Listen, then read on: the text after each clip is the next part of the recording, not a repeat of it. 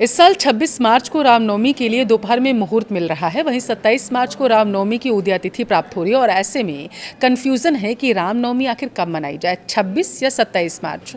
अगर आप भी इस कन्फ्यूज़न में हैं तो आइए इस वीडियो में आपको इस परेशानी को दूर करते हैं और वीडियो को लास्ट तक आप ज़रूर देखिएगा। आपको बताएंगे कि तारीख कौन सी सही है, शुभ मुहूर्त पूजा का क्या रहने वाला है। नमस्कार, आपके साथ मैं पल्लवी रविंद्र सिंह।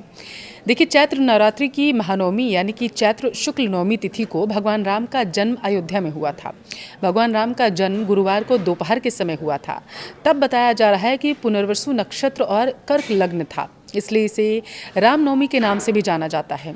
हर साल चैत्र शुक्ल नवमी को इसी मुहूर्त में प्रभु राम का जन्मोत्सव मनाया जाता है।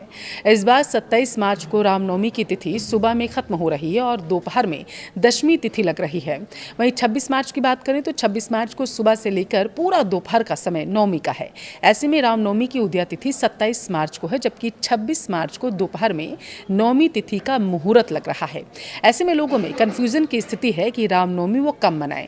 देखिए, अगर पंचांग की बात करें तो पंचांग के अनुसार रामनवमी के लिए चैत्र शुक्ल नवमी तिथि यानी कि 26 मार्च का दिन जो है गुरुवार को 11:48 से शुरू होकर 27 मार्च को यानी कि अगले दिन शुक्रवार को सुबह 10:06 पर ख़त्म हो रही है। उदया तिथि के आधार पर रामनवमी 27 मार्च को है, लेकिन अगर हम मध्यावापनी मुहूर्त यानी कि नवमी तिथि में दोपहर का मुहूर्त देखें तो वो 26 मार्च को मिल रहा है। देखिए, रामनवमी के लिए चैत्र शुक्ल नवमी को मध्यावापनी शुद्ध तिथि जो होती है वही मान्य मानी जाती है। अगर यह 2 दिन रहती है यानी कि ये मध्यावापनी है तो फिर दोनों ही दिनों में ना हो तो पहले ही दिन का व्रत जो है वो व्रतियों को रखना चाहिए। अब हर बार जयंती मुहूर्त यानी कि प्रभु राम के जन्म के समय जो ग्रह और नक्षत्रों की स्थिति होती है वह प्राप्त होना संभव नहीं रहता है, लेकिन जिस बार जयंती मुहूर्त आ जाए तो उसे ज़रूर लेना चाहिए, ऐसा पंचांग में विधान है, शास्त्रों में यही है। अब ऐसे में देखा जाए तो 26 मार्च को गुरुवार दिन है और नवमी तिथि की दोपहर वाली मुहूर्त पड़ रही है।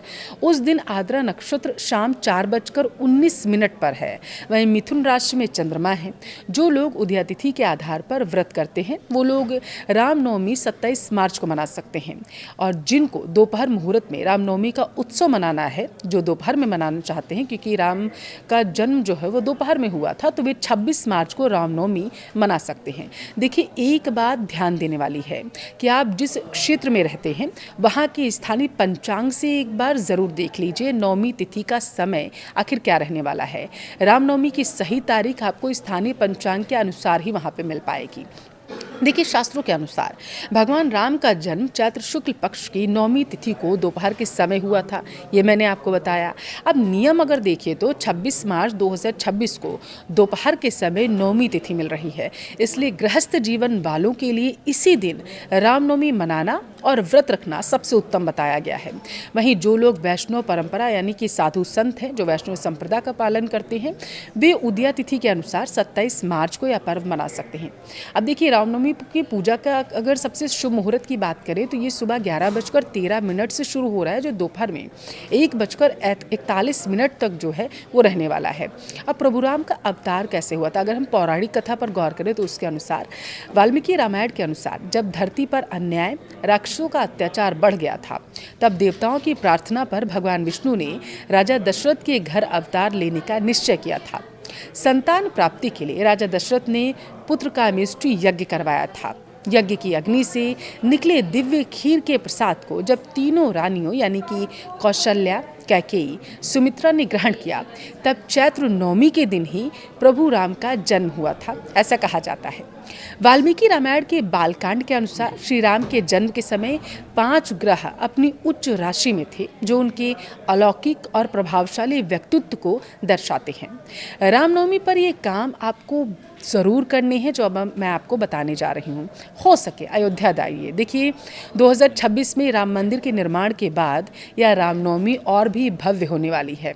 लाखों भक्त सरयू नदी में स्नान कर प्रभु के दर्शन करेंगे। इस दिन अन्न और जल का दान करना अगर आप करते हैं तो ये अश्वमेध यज्ञ के समान माना जाता है।